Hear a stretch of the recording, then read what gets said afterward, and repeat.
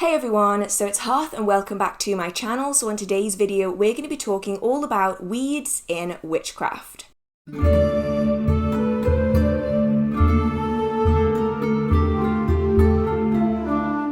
Now, when I'm referring to weeds, I am meaning those plants that always seem to grow in places we don't want them to, and so they're typically categorized as weeds.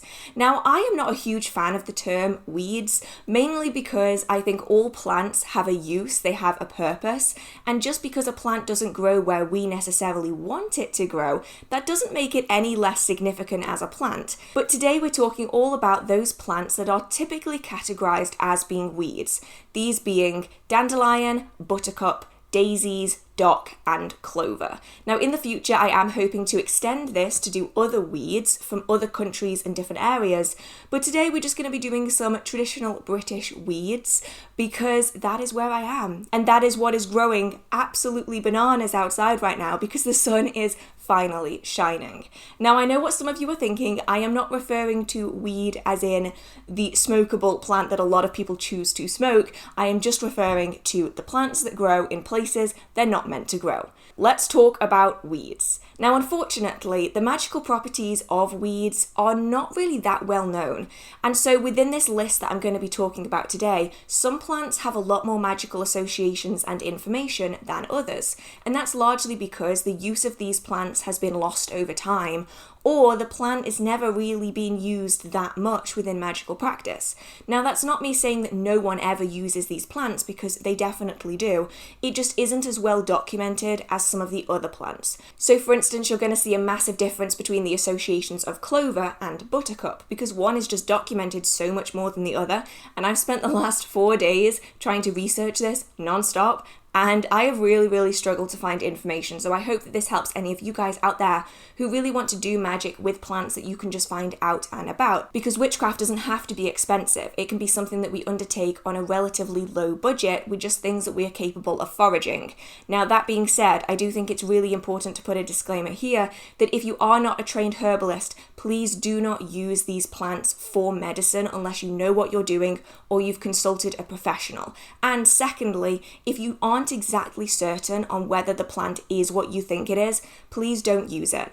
There are lots of plants around the world that look exceptionally similar to one another. One might be safe, another might kill you. So please make sure that you always know exactly what you're working with before you pick it, before you use it. And lastly, if you are planning on harvesting the plant, please make sure that you only take a small amount. Don't take any more than you need to, because ultimately that plant probably needs its body parts a little bit more than you do. So let's start with the classic weed, and that is dandelion. I think most people have heard of dandelions, even if it's only through Ice Age. I think we all know the scene. I think a lot of people have heard of dandelions. Now, dandelions are referred to by a lot of different names. Just a few of them that we have going back through history are lion's tooth, priest's crown, blowball, cankerwort, pisserbed, which is my personal favourite, puffball, swine snout, white endive, wild endive, Irish daisy, monk's head, and telltime. Now, there's so many names that have been used to describe dandelion throughout the years. The one that I've always known them by is lion's tooth, and a lot of these are associated with the magical properties, the divination purposes, or the shape of a plant, which is one of the many reasons why I love folk names so much. Now, the correspondences of dandelion are the planets Jupiter and the sun. Now, I know that the sun is not a planet, it is a star. However, it falls under planetary energy. So the sun and Jupiter, and you're just going to have to excuse the fact that I'm referring to the sun as a planet instead of a star. It is then also associated with the air element as well as the deities Hecate, Brigid, and Belanos. And I'm not sure if I'm saying that right, but there we go. Now, medicinally, dandelions have been used for lots of different purposes throughout the centuries, but one of the most well-known is as a diuretic. Now, diuretics are designed to help the water systems of the body, hence the name, piss-a-bed, which is why it's probably my favourite folk name of all time. Now, alongside this was its use as a vitamin supplement during times gone by, and even today, people still make things such as dandelion syrup, dandelion tea, dandelion honey, depending on their needs and their intentions.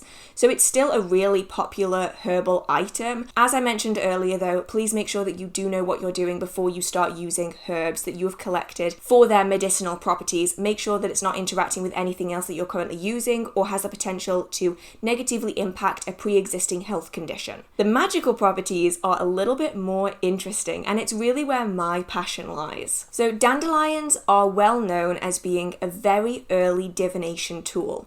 They've been used in so many different ways to help divine the future or outcomes for a situation in one way or another. Now, one of the names for a dandelion is a dandelion clock. And it was believed that shepherds used to use dandelions and their opening and closing hours as being a very primitive timekeeping device. It was believed that the flowers would open at 5 a.m. and they would close at 8 p.m. And so people would use them as a very generic, very basic form of timekeeping when they didn't have portable clocks for them to use.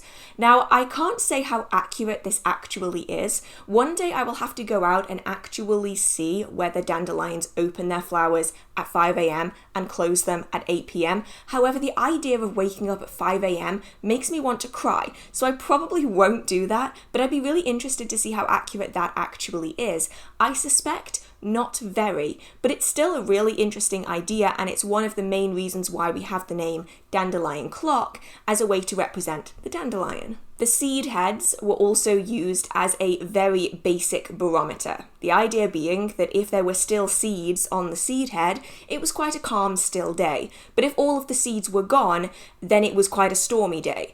I'll be honest though, I think this one is just a little bit too simplistic for my liking, because if all of the seeds have gone off the dandelion heads, I'm probably going to have already noticed that it's stormy. So it's one of those where it's really interesting, but also kind of pointless. But you know what? That's what makes these facts and these little pieces of information really interesting to me, because although today I don't think I would ever consider using a dandelion seed as a barometer, maybe once upon a time, people really did use it, despite the fact that I think you would know if it was really stormy outside. Nowadays, children still use dandelion seed heads as a primitive timekeeping device. I'm sure that a lot of you have also done this yourself, the idea being that you pick a whole dandelion seed head and you blow on it, and the number of seeds that are left at the end is the time that it currently is. Now, I will say from personal experience that this is not an effective timekeeping device, and I would hope that you would have a phone or a watch, or you could talk to someone and ask what the time is, because I can promise you, seed heads of dandelions are not a successful timekeeping device, but it was a really fun thing that children have done for hundreds of years, and the fact that children still do it today really should give us an idea of just how long-standing these traditions are. I just find that really, really cool, the fact that a lot of us have done something that people have done for hundreds of years. That's just so cool to me. Now, a little bit more magically, dandelions were often used to send messages, primarily the seed heads. It's said that if you or your romantic partner were separated by distance, if you thought of a message while blowing on a seed head towards their direction, the message that you wanted to give them would be received. Now, it's also said that if you wanted to know if someone was thinking of you, you think of them, blow the seed head, and if there are seeds still left on the seed head, then the thoughts are still in their mind. But if all of the seeds are gone, then they're no longer thinking of you and they've moved on, which I think is simultaneously really cute and really sad and not particularly accurate. But I do think that they could be really good for the idea of psychic dreams, psychic messages, and sending messages through subconscious means. That is a really interesting way of using dandelion seed heads that I've never really thought of before I started this research. Now, when it comes to dreams, it is believed that if you dream of dandelions, then some kind of misfortune or negativity is going to happen to you within the next few days. Now, the one thing I will say on this is please don't start getting terrified if you see dandelions in your dreams. It could also mean that you just really like dandelions, or wherever your dream is set has dandelions in it. I know a lot of people really like dream associations, but I think it's always important to not take the worst case scenario when you see something. So it is historically believed that to dream of dandelions is a bad sign, but also it could just be that you like dandelions. Now, besides misfortune and time telling and sending messages, dandelions can also be used for other things, such as divination, wishes, spirit work, clairvoyance, and dreams. And so dandelions have always been associated with what we currently use them for, which is you make a wish and you blow the seeds away on a dandelion, and it's believed that as the dandelion seeds float away, the message has been conveyed and you might receive your wish. This is something that has been done for hundreds of years, and we still continue it to this day. Now, for anyone that is wondering about some of the names that this plant has been given over the years, just a few of them that I do understand the meaning of. Tell time is obviously associated with its use telling time. Blowball is also its association with blowing the seed heads.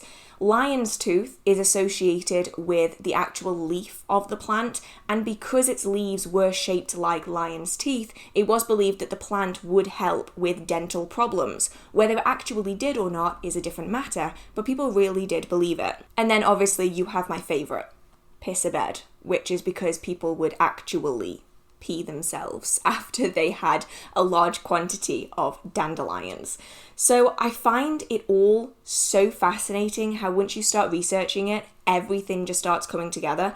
And if you would like to learn more about any of the plants I'm talking about today, I will put a link to the resources down in the description box. This includes books and it includes websites. So use whichever resources you like or use them all. They're really, really fascinating once you get into it. Now, the next one are dock leaves. Now, dock leaves are something that I really struggle to research, largely because there aren't that many magical associations of this plant. The plant was largely used within medicine and within just day-to-day life. Now, dock leaves are also known as leaf of dock, broadleaf dock, blunt leaf dock, bitter dock, butter dock, bitter leaf, and blunt leaf. And as you can see, the names are not particularly imaginative. But one name that does have meaning that isn't necessarily magical is butter dock.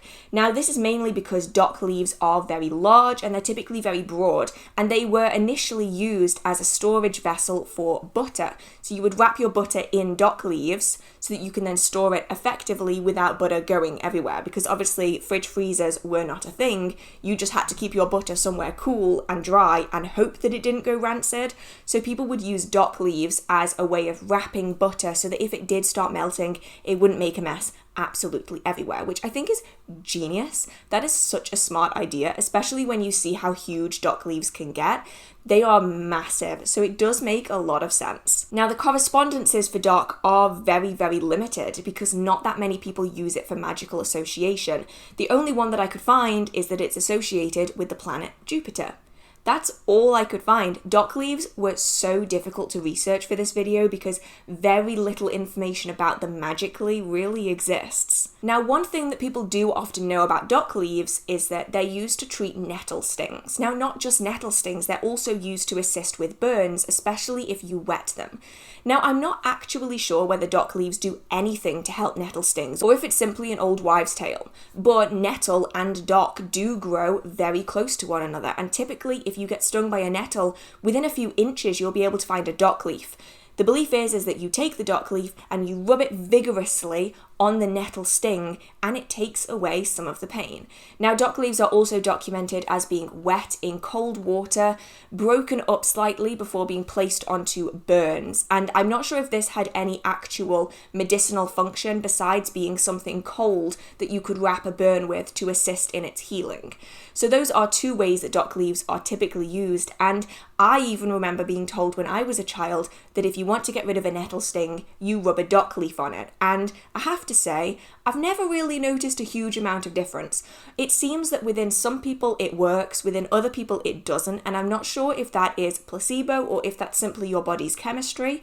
Let me know if you do know. I am not a doctor, obviously, but that's something that I always found really, really cool because it's been passed down for so many centuries that even I was taught it when I was a kid. Now, dock leaves were used as a very primitive laxative, and in Anglo-Saxon England, doctors actually created a mixture of dock leaves, ale, holy water, and probably a few other things to cure what was known as elf sickness, which was essentially enchantment in one form or another. Now, this is in a time period where belief in the fae folk was really, really prevalent. So, the term elf sickness could be used to associate with fae folk and any magic that was cast upon humans by them, or it was used to describe magical enchantment from other humans, i.e. witches or wise folk that had enchanted them.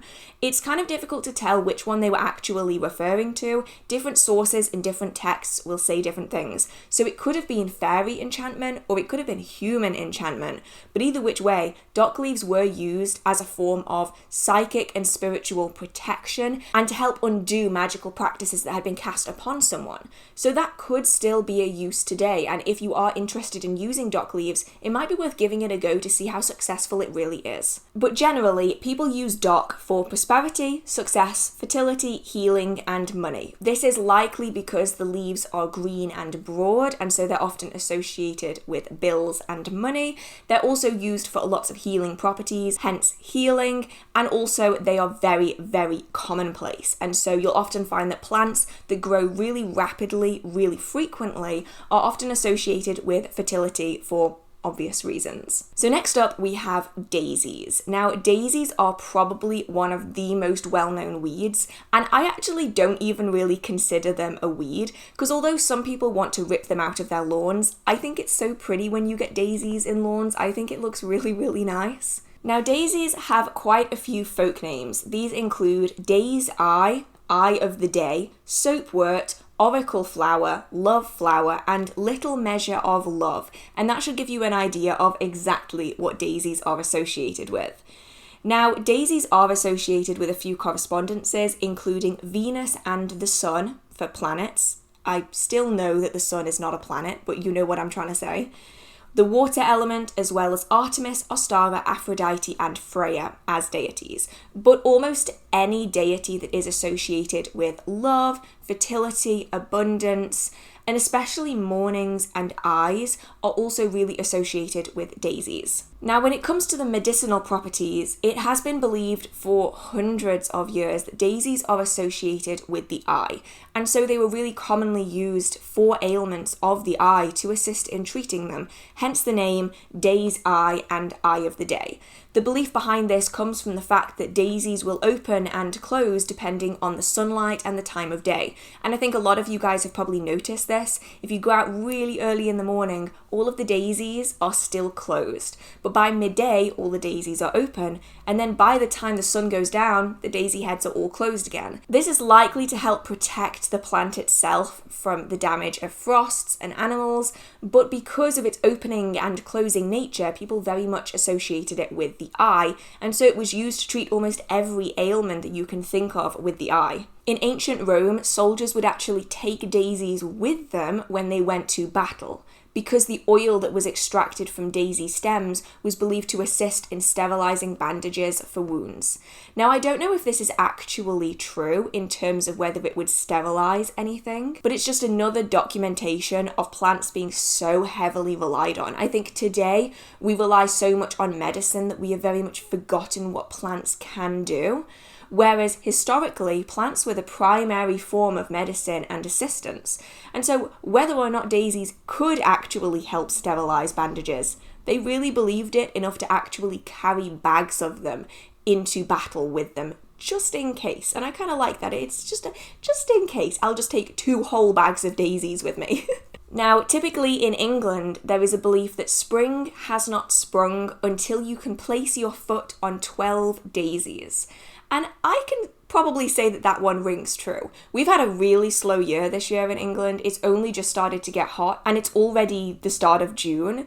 And I'll be honest, I didn't see that many daisies when it was meant to be spring, but now that it is spring and summer, there's daisies everywhere. And typically the belief was that if you couldn't step on 12 daisies, then spring had not yet arrived and you were going to get another cold spell again. It's also been historically believed that if you were to carry a daisy root on your person, whether wearing it on a necklace or keeping it in pockets, would assist in curing any ailment. They really gave daisies a super good reputation. Whether it could actually cure anything if it was taken internally, I'm uncertain, but they truly believed that carrying the daisy root was enough to cure them of basically anything. And to have psychic dreams and dreams of a loved one, whether that is dreams about a loved one or sharing dreams with a loved one, daisy root was also placed under the pillow to assist with that. So as you can see, daisy root is a really powerful tool that people used within magical practice, but a lot of these things can be done with daisies themselves.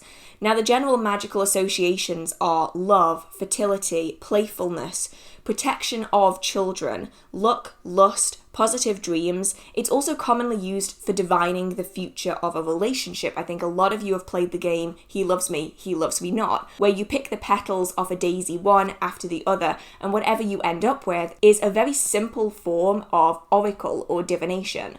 And so that has been used for a really long time. The chant has changed over time. We very much simplified it now to be he loves me not, he loves me not. It was a lot more complicated if you actually go back and read the chants from previous centuries, but we still do that today. And when it comes to dreams, it's considered lucky to dream of daisies in the spring and summer, but unlucky to dream of them in the autumn and winter.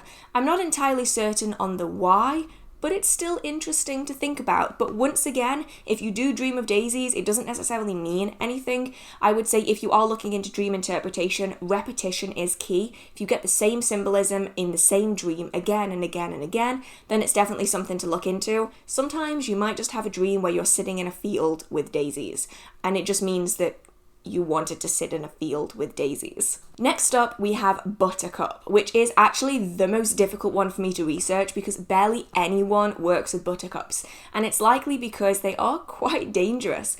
A lot of us used to pick buttercups, put them under our chins and be like, ooh, I like butter, when in reality, the reflection of the yellow on the chin was always going to happen. It's got nothing to do with whether you like butter or not.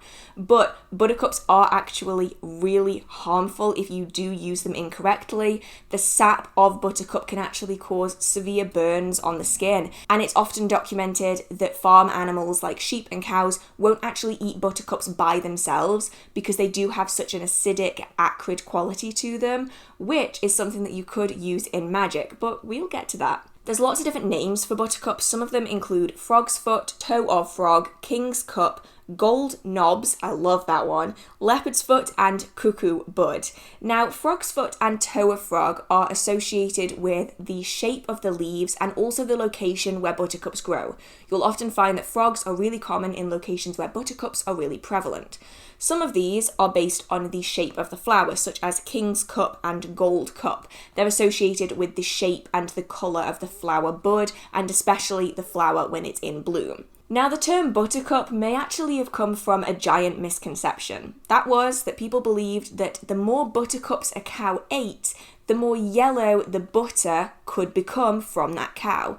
And so the term buttercup kind of came to be. In reality, the number of buttercups that a cow eats has nothing to do with how yellow the butter will ultimately be, but it is believed that that might be one way that the buttercup developed its name. Now, the correspondences are minimal. We have the sun as its planet or star, and then we have the fire element, and this is likely due to the very vivid yellow colour of buttercups being associated with solar or fiery energy. And so because of this, you can often use buttercups in solar magic, or you can use it in more baneful workings because of its very acidic, acrid nature that has a potential to really hurt you. So if you are planning on working with buttercups, please take great care. That also applies to everything else on this list. And then lastly, we have probably the most well-known weed when it comes to magical practice, and that is clover. Now, clover is found in many, many different countries, and its magical associations exist within all of them in slightly different forms.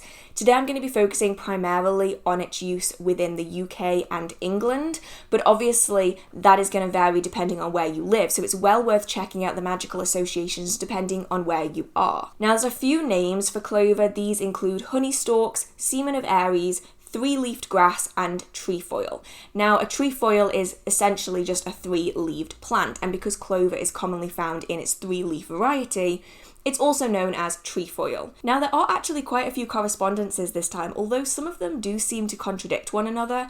It's associated with Jupiter, Venus, and Mercury as planets, as well as Earth, Air, Fire, and Water for elemental correspondences, because every single resource that I looked at gave a different reasoning behind its use in that particular element.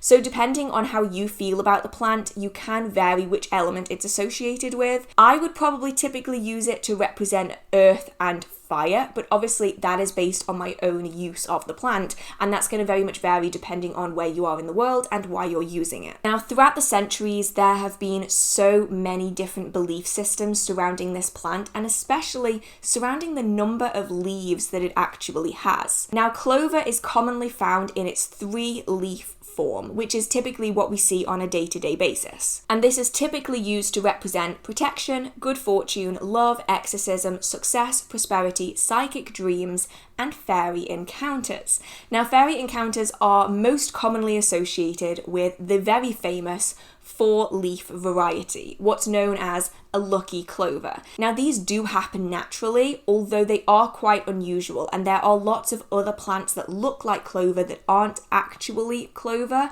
So typically, if you find a swathe of clover and they're all four leaves, it's probably not the common variety of clover. It's probably a different variety that has a four-leaf occurring more frequently. Now, it is believed that if you carry or wear a four-leaf clover, you can gain favor or fairy sight, and it also offers you protection from enchantment. So once upon a time, these were very, very popular items to have and very hard to come by. In Scotland, it's typically believed that if you carry a four-leaf clover, you will have knowledge of events happening before they happen. Commonly, this is associated to magical workings being cast upon you.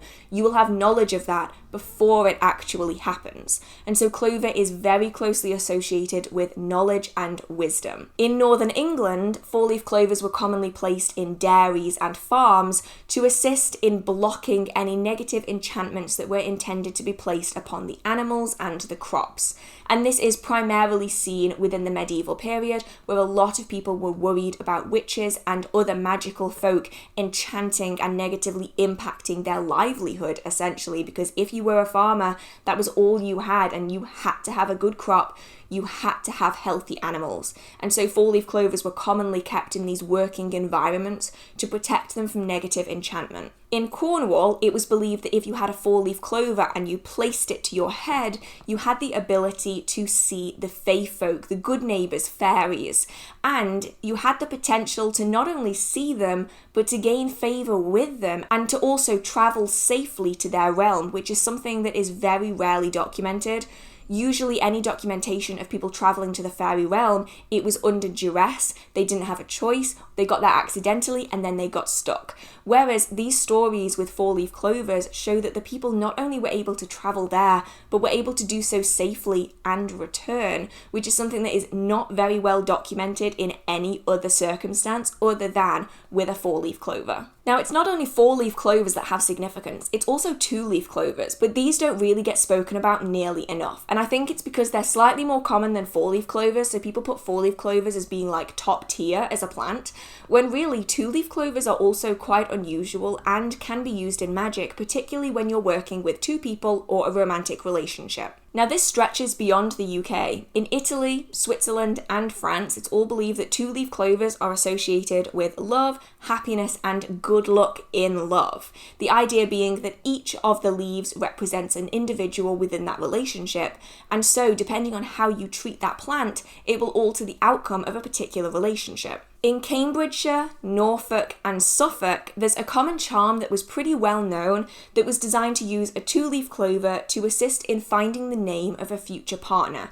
Now, there is actually a little phrase that is associated with this, but it has been translated from a very old form of English into modern English, and so it's kind of lost its rhyme and rhythm a little bit, but it goes, a clover or two, put in your right shoe, the first young man or woman you meet in field, street, or lane, you'll have him or her or one of his or her names. Now it gets a little wordy. I would typically use the word person, they, or their, just because it makes it a little bit less wordy, and it kind of becomes a clover or two, put in your right shoe. The first person you meet in field, street, or lane, you'll have their or one of their names, which I think just sounds considerably better than trying to put in every single option into that. But that is something that has been spoken about for a very long time, and the belief here being that if you put a clover, a 2-leaf clover in your shoe, you'll essentially be directed almost magically, energetically, towards something of significance. Now in this instance, it's a person, the belief being that it will direct you, you'll feel the need to go to a person or a place or a location where the name or the person itself is significant. And it's a form of very simplistic divination where you're essentially allowing an object, or in this case a plant, to guide you psychically to something that you need to know. Now how successful this was, it's not very well documented, but it's still an interesting piece of information that people might want to implement today. And to take it another step further, it is also believed that if you place a 4-leaf clover in the shoe of a loved one, you will ensure their safe return home, which is honestly just a really sweet thing. Now, clovers are used magically all around the world. Some of the biggest uses of them throughout history are actually within Christianity, where they're used to represent the Holy Trinity.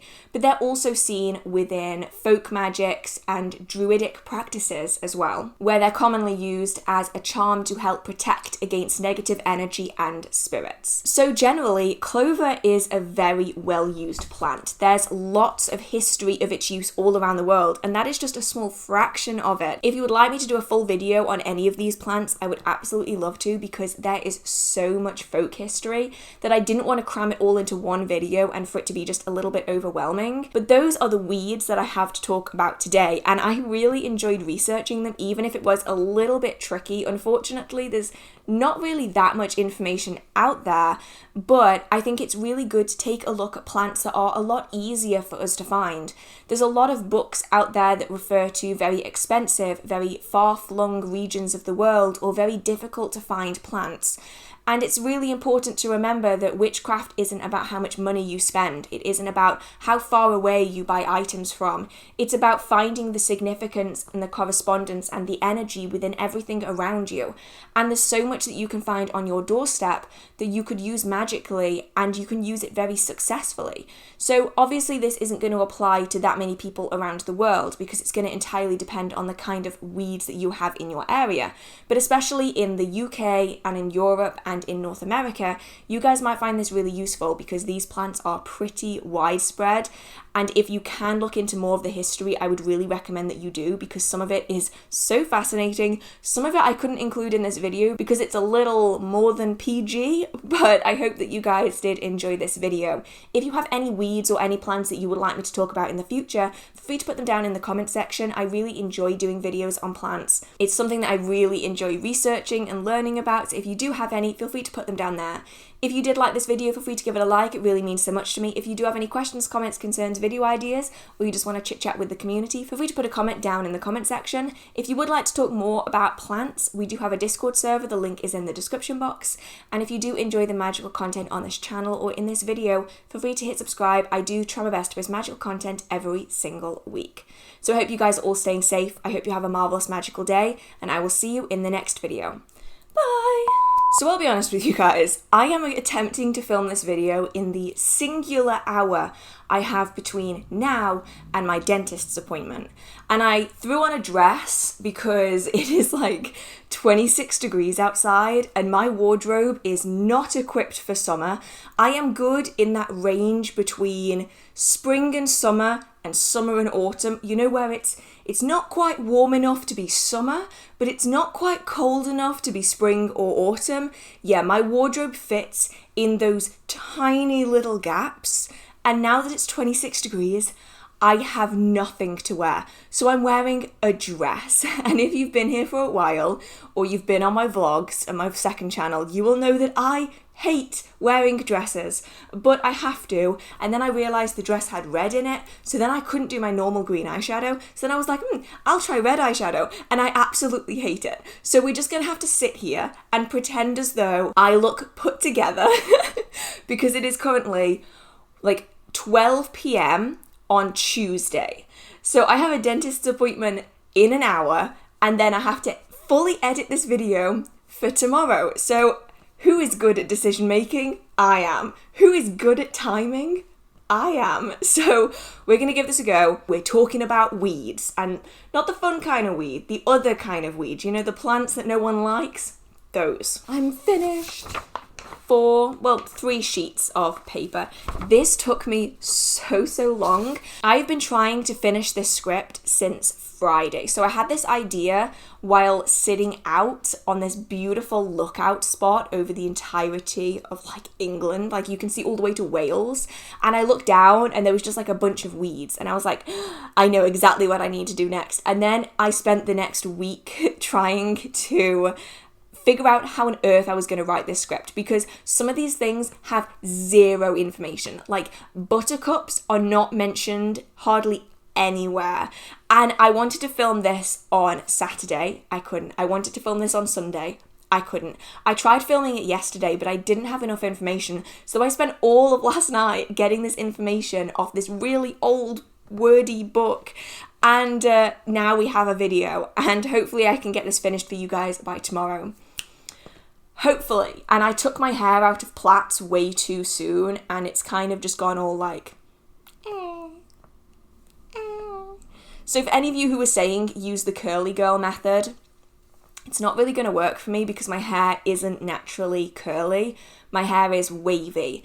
And the reason it keeps going curly in videos is because it's so darn long now that it really bothers me. So I tend to put it in like plaits and then tuck it into my shirt just to get it out of the way. And then when I film, I take it out of the plaits and it goes all like wavy and kind of frizzy. That one's on me. I really should just take better care of my hair, but I just can't be bothered. But I had a shower last night and my hair is still kind of wet. And I took it out the plaits and I brushed it out and it just went, So that is how today is going. I am going to try to get this edited as fast as I can because I have a dentist's appointment like in 10 minutes. So hopefully when I get back in, I can do that because I really need to. Okay, I'm going to go because I actually need to like put socks on and shoes and all that shit. Okay, I hope you guys enjoy this video. I'm so hungry and I can't eat anything till after the dentist. I'm so hungry. Right, now I wrote this script at like 4 a.m. in the morning over the course of like 4 or 5 days, and I got so sassy in this. Like I'm literally saying like every line ends with some kind of snarky remark and it's like, great, thanks. Now I have to read past that. I appreciate it. So in the future, I should really stop with the snarky remarks.